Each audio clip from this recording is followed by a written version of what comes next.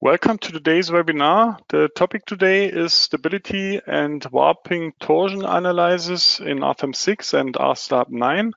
My name is Andreas Hörold. I'm responsible for marketing and public relations in the company Dlubal Software.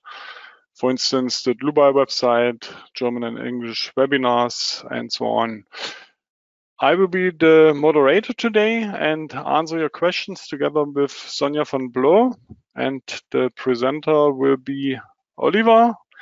Yeah, but my two colleagues can introduce themselves. Yes, hello, my name is Oliver Metzkes. Here at Dlubal, I'm working as a product and customer support engineer in the steel design team, and today I'm the presenter of this webinar. I would also like to welcome you to today's webinar. My name is Sonja von Bloh. I will answer your questions today. Okay, thank you for your introduction. Then we can switch off our webcams so that the attendees can see the full screen. For the attendees who participate the first time, you can show or hide the control panel. If you want to ask a question, just enter the question here and we will answer you. If you don't get an answer during the webinar because there are too many, you will get an email afterwards. The other way is to watch the entire webinar and then email your questions to info@dlubal.com. Okay, that's all from my side. Then I hand over the screen to Oliver. Oliver, it's your turn. Yes, thank you, Andreas. So let's have a look at the content for today's webinar. The first topic that we want to look at is the calculation of critical load factors for the global model with and also without 7 degrees of freedom. Then as the next topic, we want to discuss the need for the consideration of the 7 degrees of freedom for the stability analysis. And as a third topic, I also want to present different ways for applying member imperfections in RFEM 6, which we want to use then also for the stability design according to Eurocode 3, using the global calculation with 7 degrees of freedom, imperfections, and second order analysis. So that's the content for today. And let's have a look at the model that we want to use in today's webinar.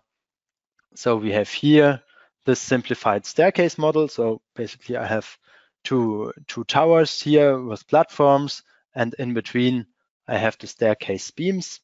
And we want to use channel sections for these beams. So all those staircase beams are channel sections, and we want to use this model today.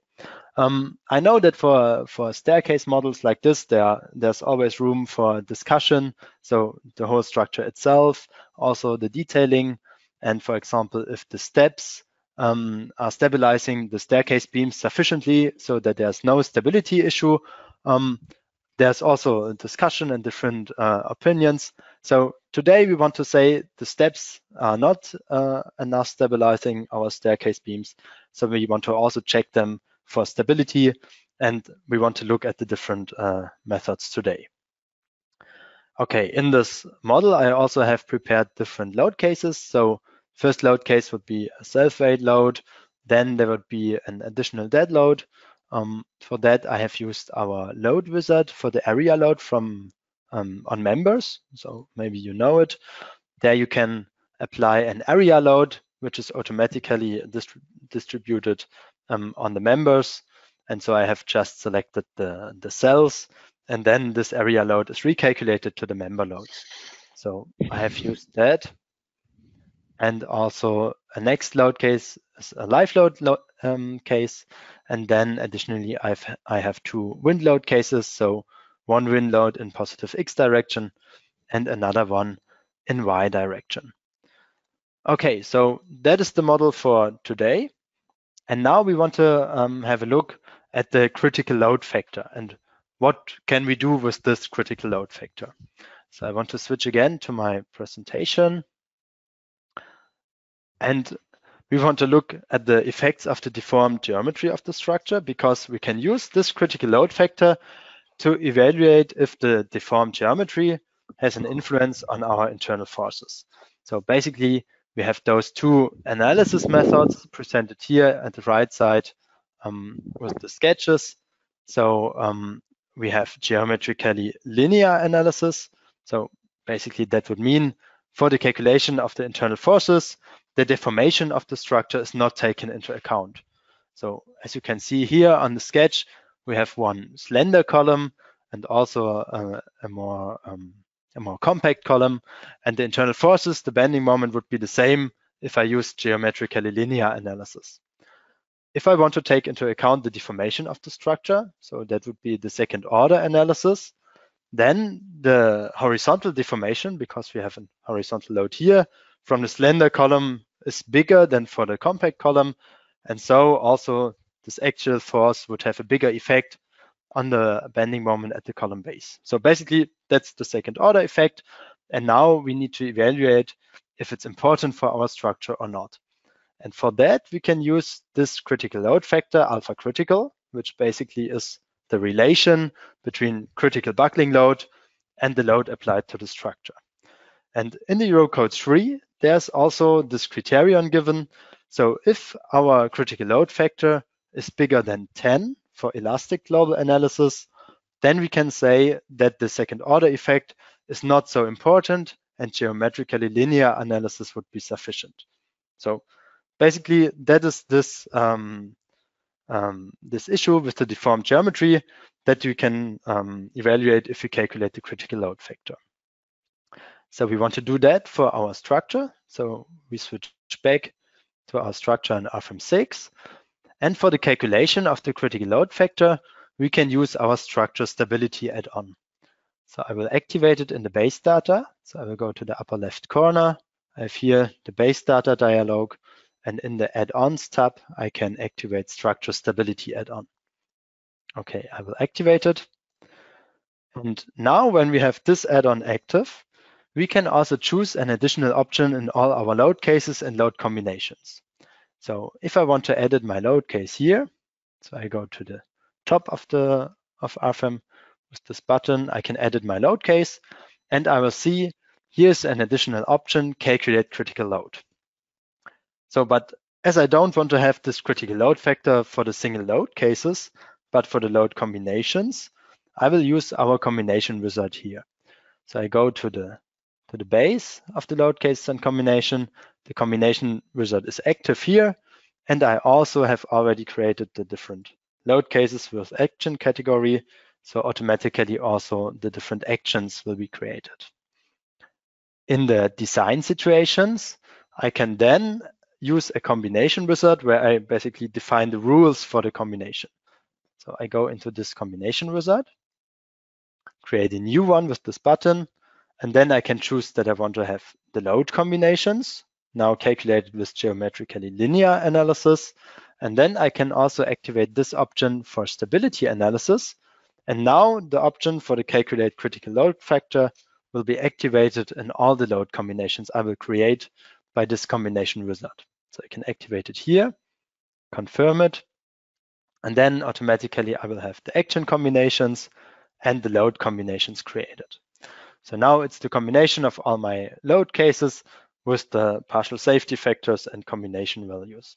And as you can see, for all the load combinations, I have here this calculate critical load checkbox active. Okay, I can now calculate my design situation 1 with all the load combinations.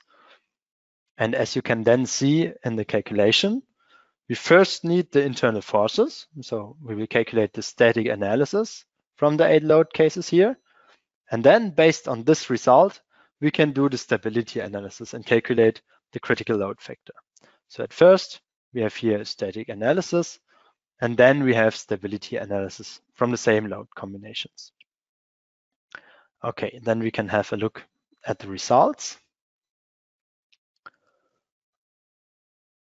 And we will get in the summary table from our design situation number 1, we will get an additional line for stability analysis. And here we have the minimum critical load factor displayed. So now it's 5.8, and we can find it in load combination number 7. So we can have a direct look at it. So we will choose here from the drop-down list combination number 7.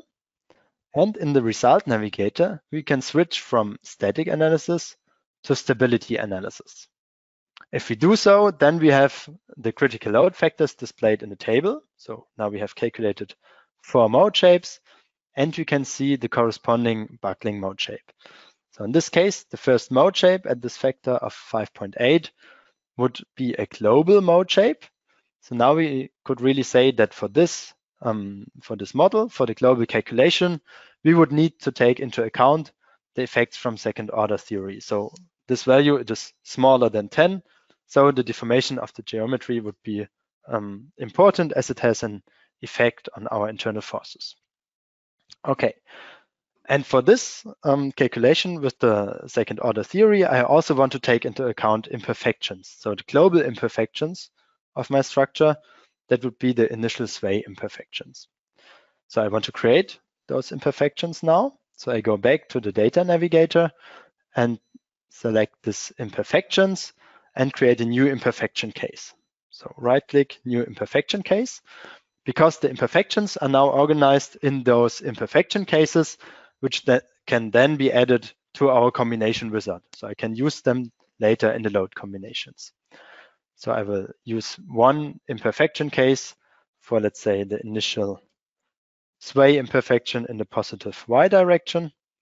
So it's a type of local imperfections, because this local imperfection type basically means that I can use the member imperfections in the program. I will show it. So I just create this new imperfection case, and now I can use this new member imperfections. And in my case, I already have created member sets for the columns. So I can also easily use this new member set imperfection. I will create a new one. It would be an initial sway imperfection. And as a definition type, I can also choose Eurocode 3.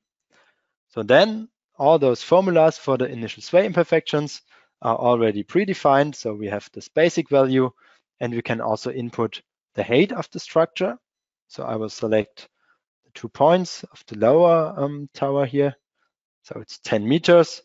And in y direction, I have this frame system with 2 columns. So I will select here 2, and automatically the value of the initial sway imperfection will be calculated. Okay, as a coordinate system, I don't want to use the local coordinate system here, but I can also refer to the global coordinate system.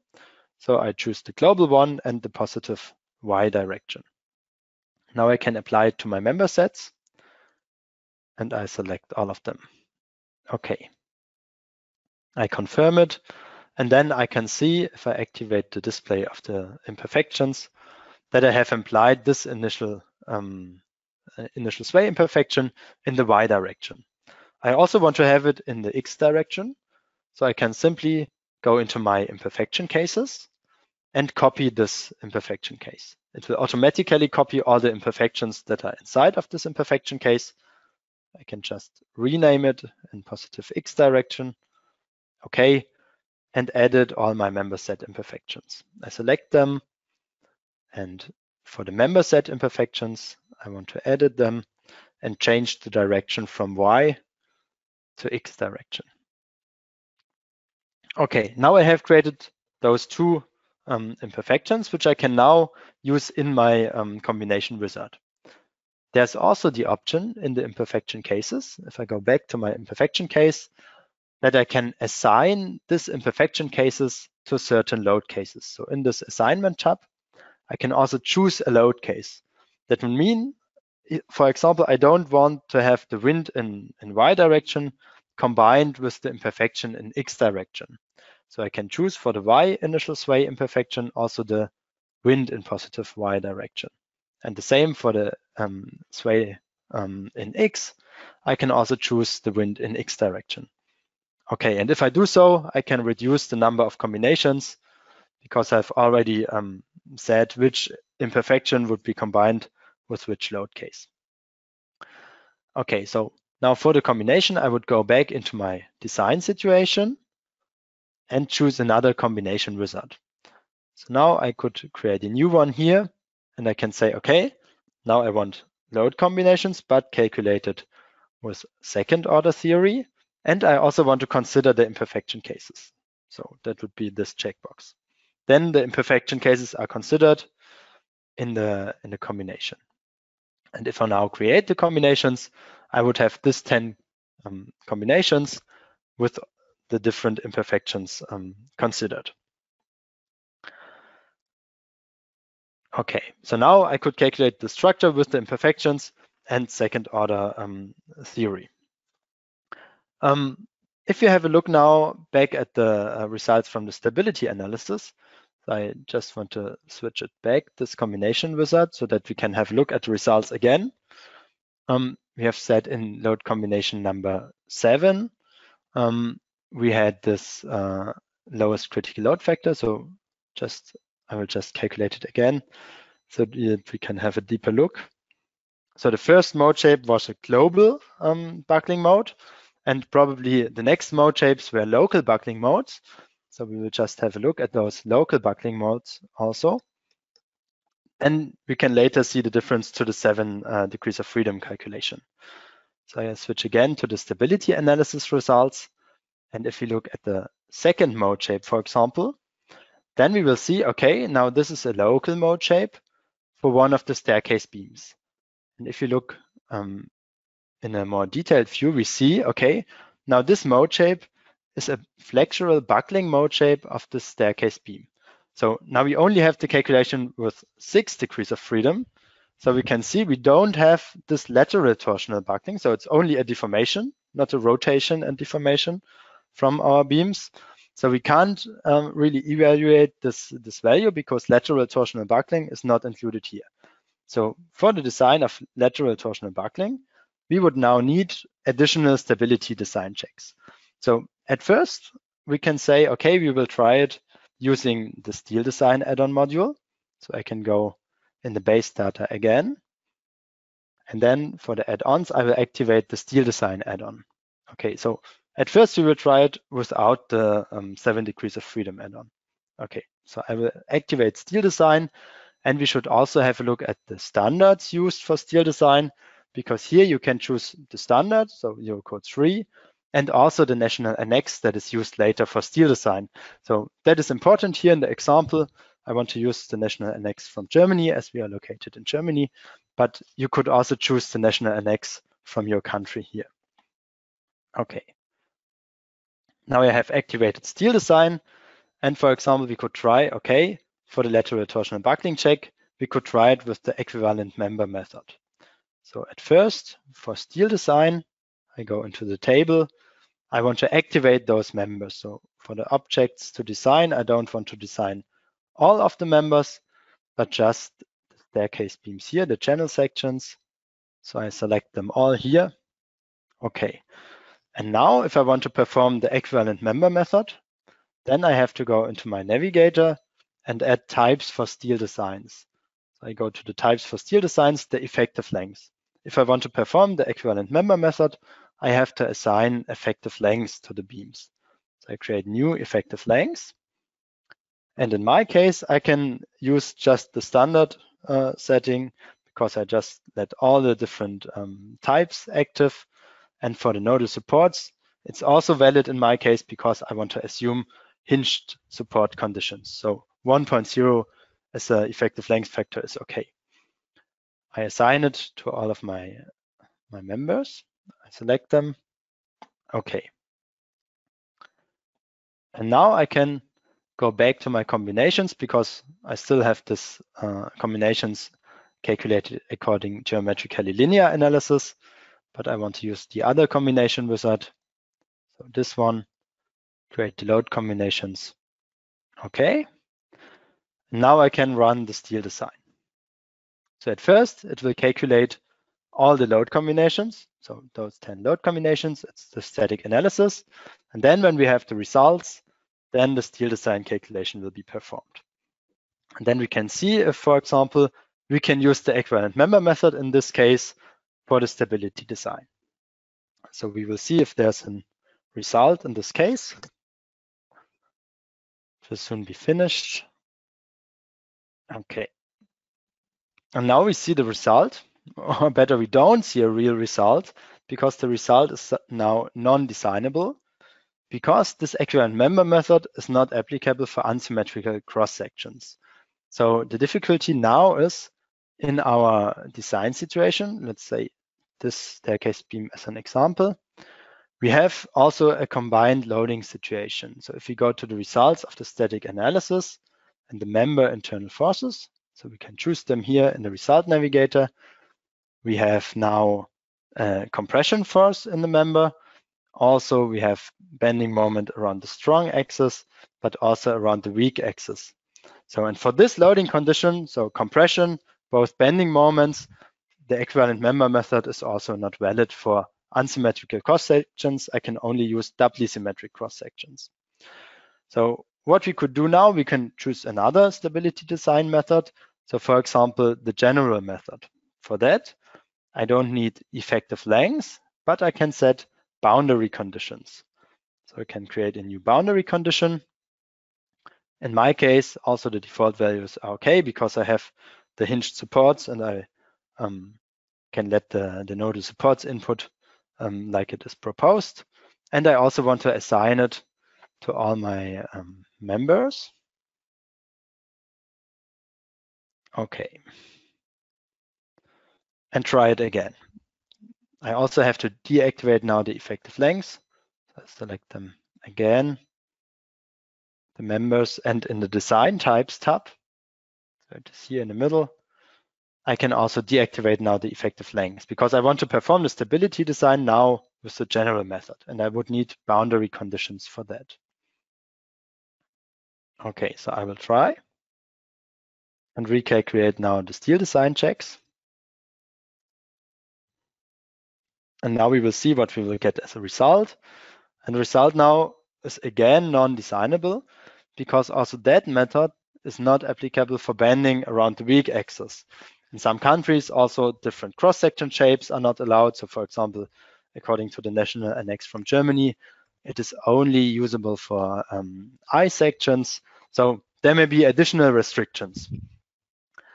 We also have a summary of this behavior. So I will go to the presentation again. And now I can explain it a little bit better. So if we have a look at the first 3 lines here, there we have this equivalent member design method. So those are the different chapters from the standard. So 6.3.1 to 6.3.3. Basically, it's about the loading conditions. So the first line, we have only a compression force. Then we can use this method for all cross-section shapes to design it for flexural buckling, torsional buckling, and also flexural torsional buckling. So if I have only compression, there would be no problem. Also, if there's only a bending moment, so my around the strong axis, I can use this method for all the cross-section shapes. But if I have this combined loading conditions, so the third line here, then this method is restricted only to doubly symmetric cross sections. So that was the problem here. So now for the channel section, there isn't a green dot, and that would basically mean it's not usable. But if there's a green dot, then it can be used. So that is the summary that we have presented here on this slide. Also, the next method, general method, according to Eurocode section 6.3.4, it could be used in general, but also not for the loading condition with compression and both bending moments. Additionally, if I have a torsional moment, which I have in my case also, that can't be considered if I use equivalent member method or general method. I would need a different approach for stability design now. And then we can have a look at the last line, and that is the design with the second order analysis and the activated add-on 7 degrees of freedom. So then we are not limited to certain loading conditions or cross-section shapes. So basically we have green dots here everywhere. So this method can be used also for the combined loading condition, including torsional loading and also all the cross-section shapes. So that is the method that we could use now for the design of our staircase beams. The important thing is that we need to apply global and local imperfections and use second order analysis, because the effect of the local imperfections, that is included in the equivalent member method or the general method. So there are different reduction coefficients for the imperfections included in the stability design methods. but for the analysis with 7 degrees of freedom and second order, then we would need to apply those imperfections also. Okay, we can have a look back at our model and activate in the base data the add-on for the 7 degrees of freedom. So we go into the base data dialog and activate torsional warping 7 degrees of freedom. Okay, we need to delete the results. And now there's no big change in the graphical interface, but you could see in the sections, if you go into the sections table, then you see that there's a new option in the sections to deactivate the warping stiffness. So by default, all the sections would be now calculated with 7 degrees of freedom. And for example, if you don't want that, if you want to exclude certain members from the calculation with 7 degrees of freedom, you can also deactivate the cross sections warping stiffness. So that would be an option to deactivate the 7 degrees of freedom for certain members. But now we want to calculate this whole structure with 7 degrees of freedom. Okay, and if we now look, for example, at the results from the stability analysis. So we will go back to our design situation and the combination wizard with the geometrically linear analysis and activated stability analysis method that we used at the beginning. And now we can create those load combinations and compare the results to the situation with the 6 degrees of freedom. So if you calculate now the design situation number 1, then we will get now the results from the stability analysis, so the buckling modes and also the critical load factors, but now calculated with 7 degrees of freedom. So now it would be possible to also see those lateral torsional buckling shapes and not only flexural buckling shapes for all the beams. So we will have a look at the results. And again, in the summary table of the design situation number 1, we will see the most governing load factor. So now it's load combination number 3 with 5.6. So we can look at the result, combination number 3, and we can switch in the navigator to stability analysis results. Okay, and now the first mode shape is no longer only flexural buckling of this beam, but we can see now it's really this lateral torsional buckling. So it's a lateral deformation and also a rotation of the cross section. So with the 7 degrees of freedom add-on, we can now also evaluate critical load factors for lateral torsional buckling. So that is the main difference between load factors with 6 degrees of freedom and 7 degrees of freedom. Okay, now if you want to do now the design with this add-on, we have said we need to apply also the imperfection values, the imperfections. And now we want to have a look at different methods for applying the imperfections here in RFEM 6. For that, we not only need the shape of the imperfection, but also the magnitude of the imperfection. And this magnitude is given also in the Eurocode 3. So there are also tables for the initial bow imperfections. So the imperfection that we want to apply locally to our members. So here in this slide, on the left side, you can see the table that is given in the Eurocode 3, so the European recommendation, but also the national annexes can give additional or alternative values. So as an example, on the right side, you see additional values that you could apply according to the national annex from Germany. But now in the example, we will use the table on the left side, so the European recommendation. This imperfection magnitude also depends on the buckling curve. So that is because the initial bow imperfection is not only considering geometric imperfections, but it's also an equivalent for the structural imperfections. So for example, the residual stresses that I have in the cross-section from the manufacturing process. So we can also have a look at our cross-section in RFEM 6 to get this information about the buckling curve. So if I go into RFEM 6 and double-click the member, then I also get in the section tab the information for my channel section. So here's the information button.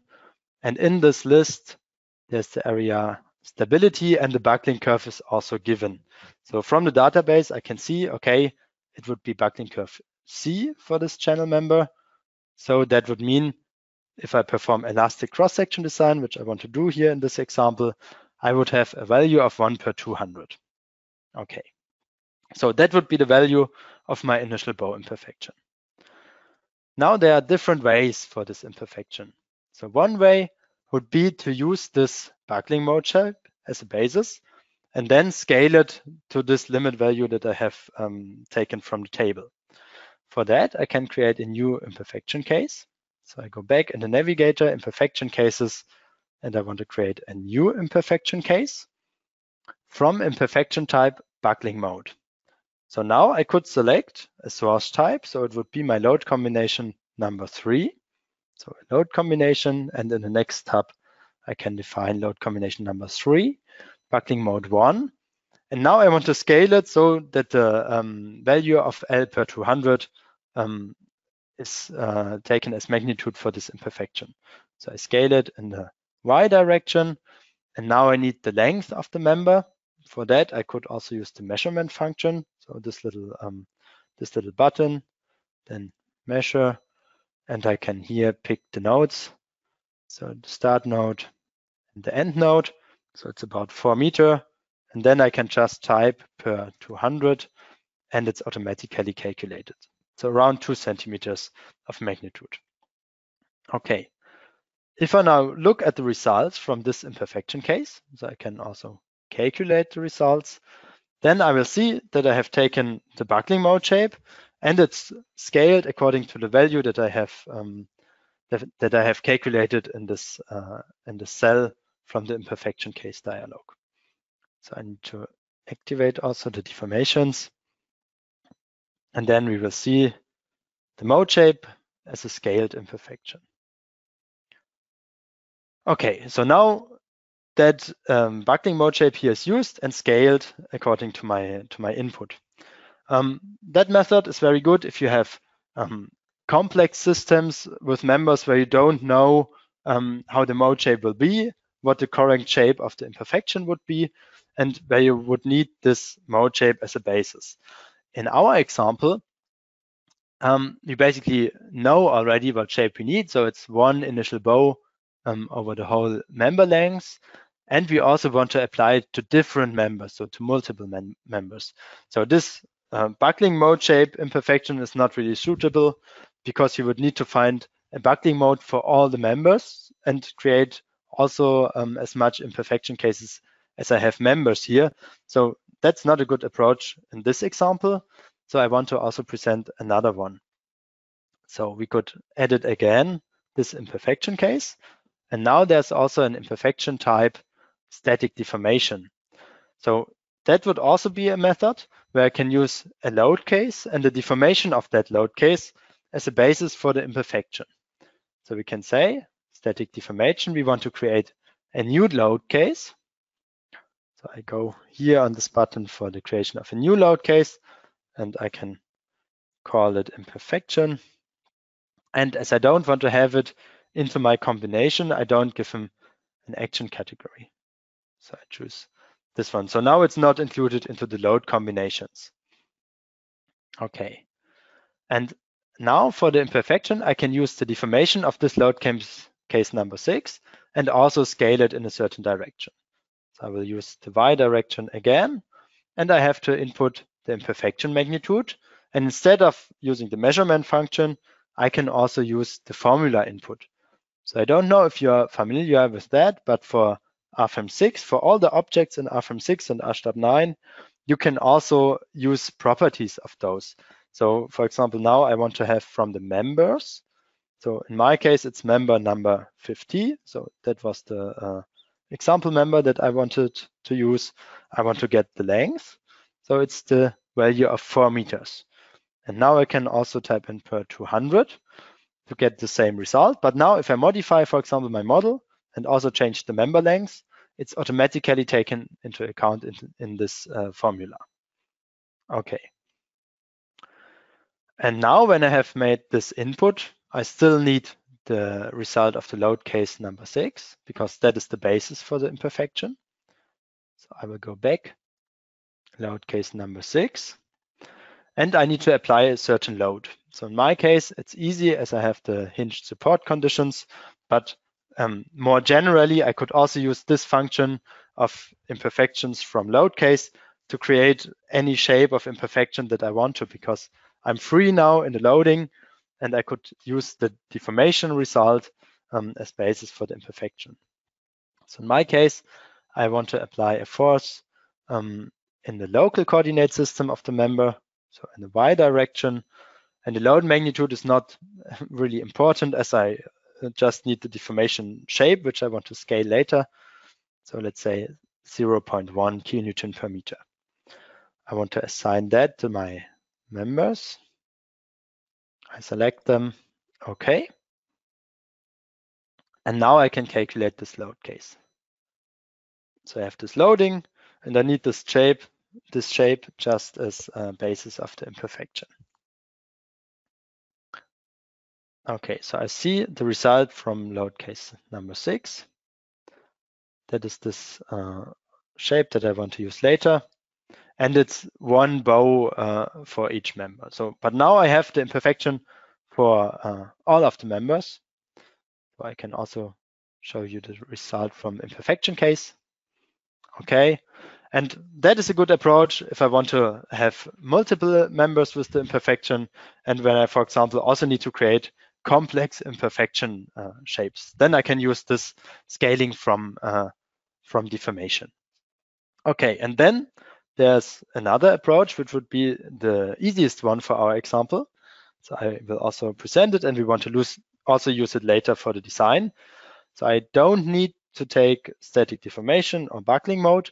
I can also use this local imperfections types and just apply the member imperfections that, for example, we used before for the initial sway imperfections. That would be the easiest way.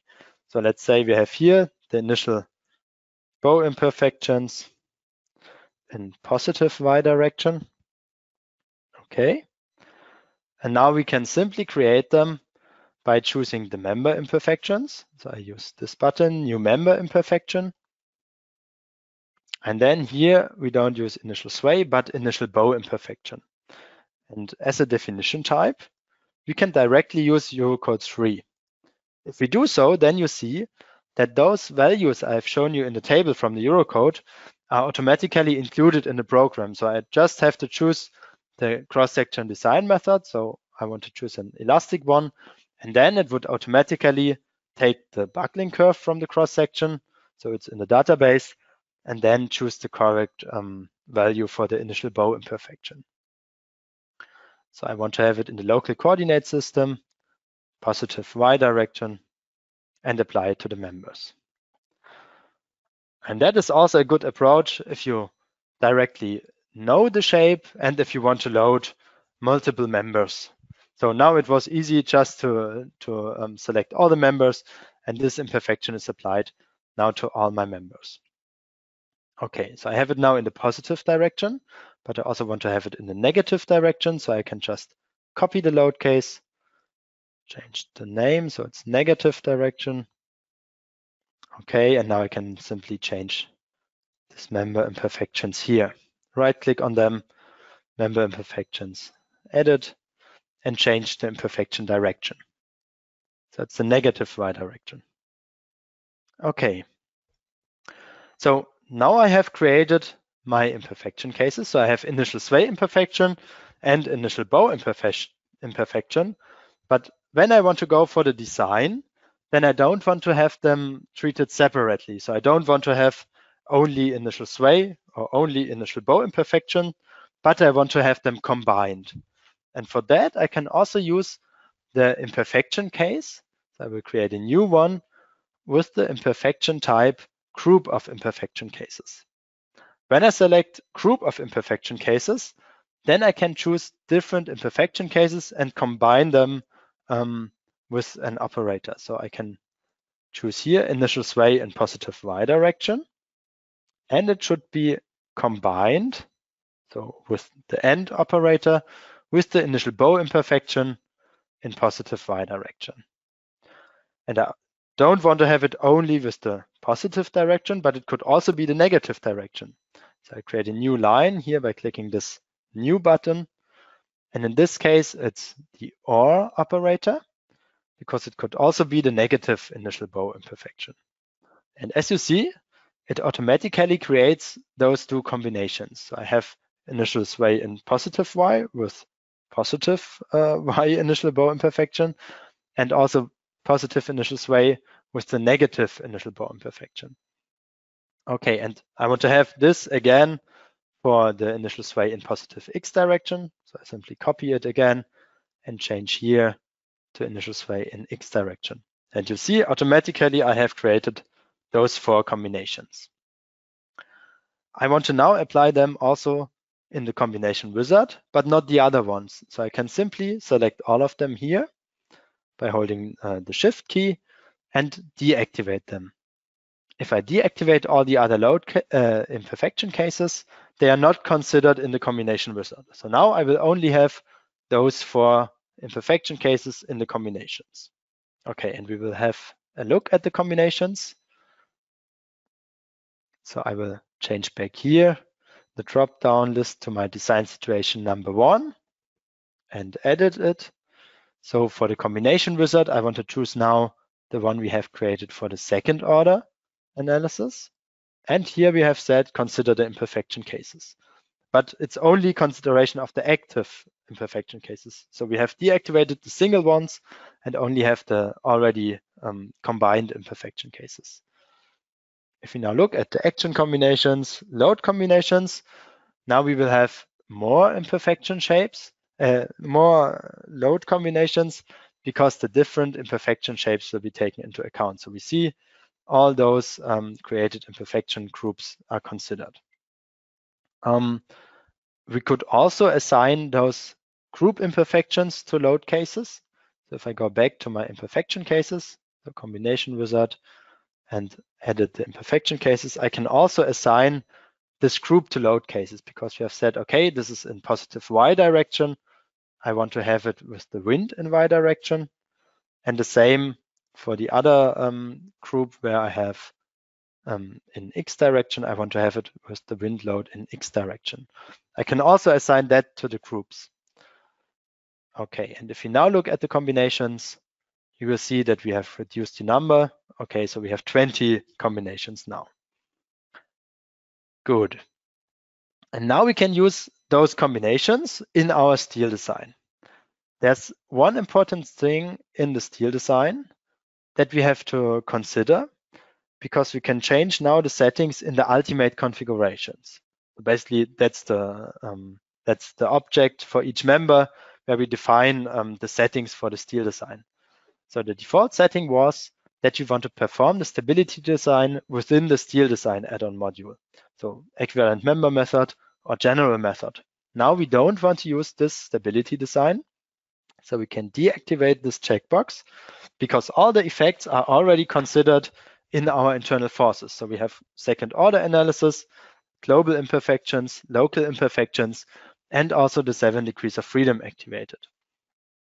The one important thing is now that we want to use the cross-section design check in steel design now as an equivalent to the stability design check. So we need to go here to the last option, stability analysis with second order internal forces, and activate this option, because then also the correct partial safety factor would be used. So the gamma M1 value, which normally is used for the stability design checks, because now our cross-section design check is an equivalent to the stability design checks.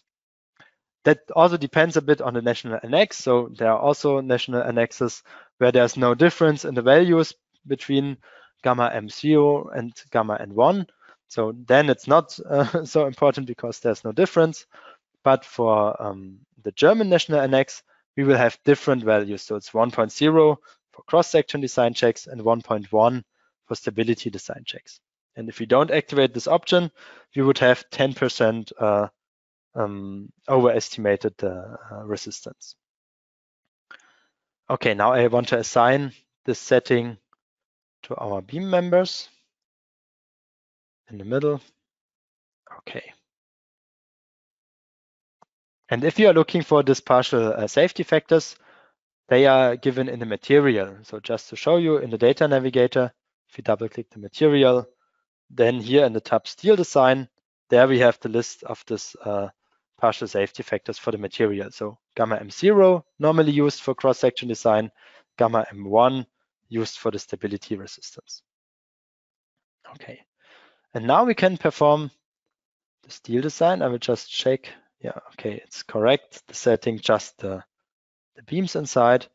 And now we first calculate our 20 load cases. So second order analysis, 7 degrees of freedom, all the imperfections applied. And then those internal forces are used in the steel design add-on to do an equivalent stress design check. So it's an elastic design check. And there we can correctly consider all the combined loading conditions that we have. So we have bending moment, compression force, torsional moment. So everything can be considered with the correct interaction. Okay, so we will have a look at the results. So now that was static analysis, and now steel design should also be finished soon. Okay. And now as a result, we get here 1.05. And if we look in this design check, we can simply double click it here in the table. Then we get the overview. Okay, at this member and this location, we have those internal forces which lead also then to this stress values. So here we have also the detailed stress values available. We can see, okay, the correct partial safety factor of 1.1 was used. So that was the setting I have explained. And then we get this design ratio. We can also look at the detailed result if we want. So there's also the diagram in the section, for example, where we can also display strains and stresses, for example. Okay, that is in this design check details menu. You can open it by double clicking the design check or by clicking this design check detail symbol. Okay, so now we have seen all the different methods for applying member imperfections, which we would then need for the stability design check with the 7 degrees of freedom. So then we need all these imperfections to be applied. And then the internal forces can be used in steel design, or you could also use it, for example, if you are not only in steel design, the same approach would be also in aluminum design, and also we could use just the basis add-on, for example, stress strain analysis. So it's also all compatible with the 7 degrees of freedom add-on.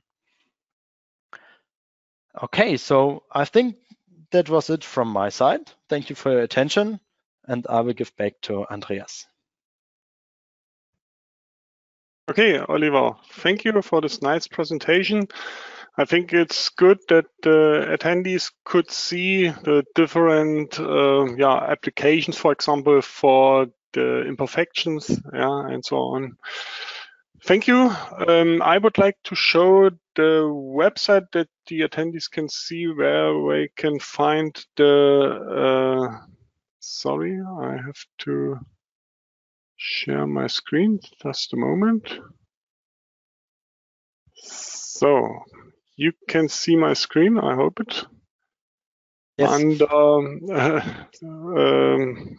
Dlubal.com, you can find the webinars under news and events. Just click on it, and then you can see today's webinar, for example. Also, the already scheduled webinars next week, masonry design, then a concrete design webinar in the week after next week. But if you are registered for our newsletter, you will get an invitation. That's today's webinar. And in the next days, you will find the recording here. You already can download the presentation slides, and you can find the model. But you will get an email with your attendee certificate and the link to that page here. If you don't use already RFEM 6 or RSTAB 9 and you would like to exercise, for example, the application of torsional warping, then you can download our free trial version of RFEM 6 or RSTAB 9. They are valid for 90 days. All add-ons are included. Also the steel design add-on and the torsional warping add-on and our add-ons. Okay, and if you have additional questions, for example, to our add-ons, then you can contact our sales team under support and learning. You can find this button here, contact our sales team. Just fill out the form and our sales team will contact you and you can ask questions, for example, to RFEM 6 or the add-ons. Okay, that should be also all from my side. Maybe a last hint: when you leave the webinar, there's a small survey. It takes you only 1 minute, I think. You can score us. The worst score is 1, the best score is 5. And you can, for example, leave their wishes for future webinars and so on, but you can leave it out. Can enter a sign such as minus or so. Okay, then thank you for your attention. Thanks to Oliver for this nice presentation. Thanks to Sonja for answering the questions. I wish all a nice rest of the day and bye-bye.